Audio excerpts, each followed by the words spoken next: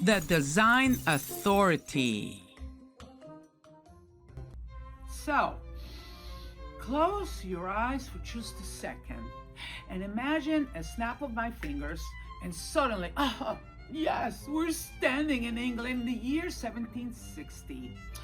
Well, there are no cars, no electricity, no televisions, no Instagram, guys, not even Amazon deliveries, and no one is asking Alexa to turn on the light.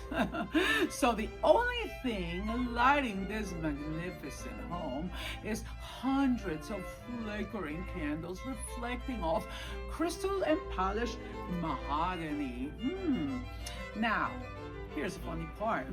If someone walked into this house carrying a cell phone, they would probably think, oh, it was witchcraft. Oh, what's that? But if we walked into that same house today, well, we'd probably stop dead in our tracks and say, wow, look at that dining room. Yes. Wow, that is the magic of timeless design. Because today we're talking about one of the greatest design styles ever created. Chippendale. Oh, guys, not just the chair. Chippendale. Oh, the lifestyle, the craftsmanship, the people, and the fashion, and of course the entertaining. And why, let's think about this, is that almost 300 centuries later, designers like me still get excited when we see a beautiful, Chippendale piece. Well, let me ask you something. Here we go. Why would someone spend weeks, sometimes months, hand carving one dining room chair? Well, because back then, furniture wasn't disposable. No, nobody walked into a warehouse, a store on a, let's say, Saturday and walked out with 12 chairs before lunch. Furniture was an investment, guys. Sometimes it even became part of the family's history for generations. Think about it.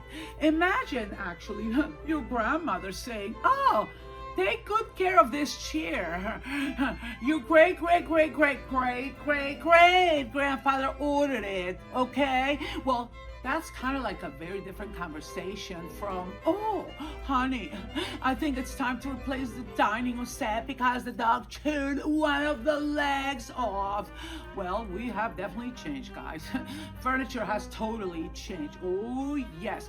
But our appreciation for beautiful craftsmanship never really has, at least not mine. So let's meet the man behind the movement, Thomas Chippendale. Guys, I'm not talking about, those Chippendale dancers, like, ooh, mama. Not a Chippendale dancer. This was Thomas Chippendale. He was not just making furniture, he was building reputation. Yes, he published the Gentleman and Cabinet Maker's Directoire. The Director, yes, a collection of furniture designs that craftsmen could actually follow. Yeah, like instructions, okay, on how to design and build furniture that lasts centuries. So imagine the excitement in an era before photography. People could all of a sudden own beautifully illustrated plans for sophisticated furniture. Yes, he spread his ideas across Britain, Europe, and actually eventually even in America. So think of it as the 18th century version of a design magazine mixed with Pinterest. Except everything was actually, my favorite, drawn by hand, guys. That's how they did it. So let's keep going on this one because we are enjoying the history. So if we walked into one of those homes now, imagine, the dining room isn't just where people eat, not then. It's where relationships were built, business happens, and also families celebrate. And then again, guests did come in and were entertained for hours. That's how it was. And then nobody actually said, oh, let's eat in 7 minutes because I have another Zoom meeting. Not at that time, guys. Dinner was the evening's entertainment. Yes, conversation was an art form. And those elegant Chippendale chairs, yes, they were part of the experience. The chair was like quietly saying, oh, this family values quality. Not because it was flashy though, not at that time. There was no blingy, blingy, blingy, but because it was beautifully made. Quality. And isn't luxury still what it means today? Yeah, think it. Guys, luxury whispers, guys, it does. It whispers. It doesn't necessarily scream. Okay, just saying, even though, you know, I like swimming here and there, but that's really out of passion and excitement. So, here we go, let's talk fashion. Because furniture and fashions have always been best friends. Yes, during the Chippendale era, clothing was incredibly tailored, you know. Ladies wore magnificent silk gowns with embroidery, lace, layers of fabric that moved almost like if they were works of art. And gentlemen wore fitted coats, embroidered waistcoats, polished shoes with ornate buckles. Oh, I love those buckles, yes. And carefully tied cravats, yeah, like a tie, okay, in case you want to know. So, everything was really made by skilled hands. Oh, yeah. Does that sound familiar? Yeah, because today we admire a beautifully tailored jacket from a couture designer, yeah, because of construction, because of its fit, obviously the craftsmanship, but not necessarily because it's trendy. I mean, you know, I don't think those people were trendy back then, but a Chippendale chair, yay, is the couture jacket of furniture as far as I'm concerned, because it fits beautifully, it ages gracefully, oh, kind of like me, yeah, and it never ever apologizes for being elegant, yeah, like me, because I don't know about elegant, but definitely fabulous. So here's something else people don't always realize though. A Chippendale home, wasn't only filled with Chippendale chairs, no. There were grand dining room tables too. Stately bookcases, because people did need those bookcases for them books, you know. It's not like you have tablet cases. Sideboards displaying treasure, porcelain, oh yeah. Elegant mirrors, definitely. Lots and lots of writing desks with codes. That's where letters were actually composed, you know, by candlelight. And then of course tea tables. Oh yeah, here comes my favorite.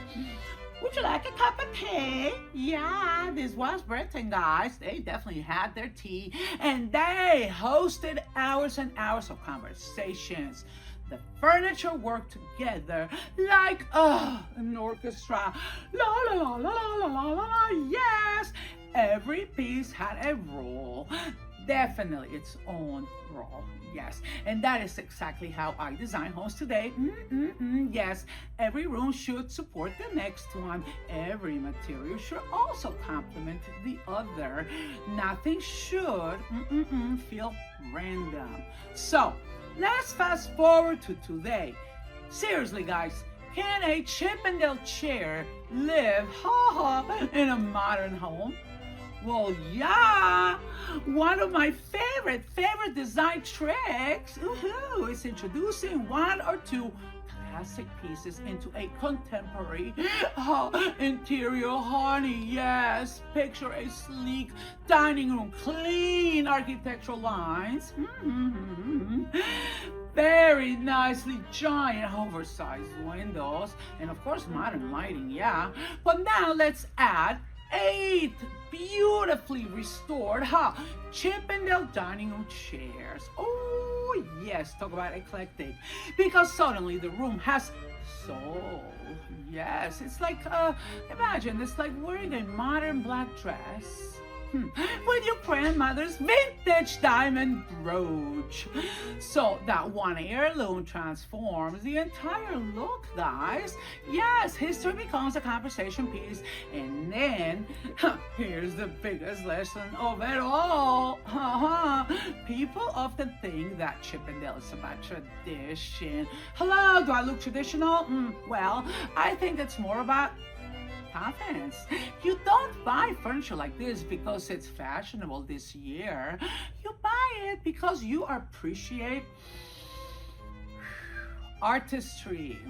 Yes, it's the same reason that someone buys a handmade watch instead of the cheapest one online, or because someone chooses a beautifully handcrafted leather bag. Yeah, they'll carry it for 20 years instead of replacing it one every season. So, good design lasts. That's it. Good craftsmanship definitely lasts. And more than anything, guys, good taste lasts. Yes, at least with most of us.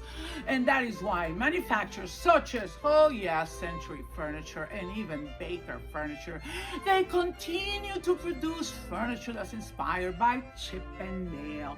And it's not Chip and Dale, guys. It's one word, Chippendale. The details may evolve, but the philosophy remains the same, guys. Proportion, craftsmanship, elegance, and performance. So, the next time someone says, yeah, that's just an old chair, smile, because you know it's much more than that. It's 3 centuries of design history, guys. It's craftsmanship, culture, fashion, it's architecture, and more than anything, it's storytelling. But most importantly, it's also proof that beautiful design never has an expiration date.